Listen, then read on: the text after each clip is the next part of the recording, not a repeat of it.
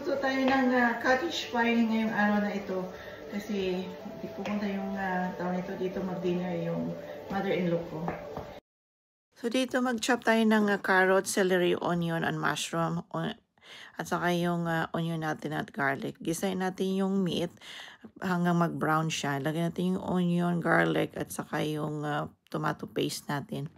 Lagyan din natin yung stocks natin or beef broth. Lagyan natin yung celery, carrots. Tapos magluto tayo ng mashed potato. Ito, mag-boil lang tayo mag-slice tayo mashed potato, i-boil natin. Lagyan natin ng kaunting asin para yung lasa niya mag-incorporate. So, balik tayo ito sa meat. Lagyan natin ng green beans. Lagyan ko ng green beans. Saka pag naluto na siya, ilagay mo sa tray. Luto na rin yung mashed potato natin. So, gawin na natin yung pie natin.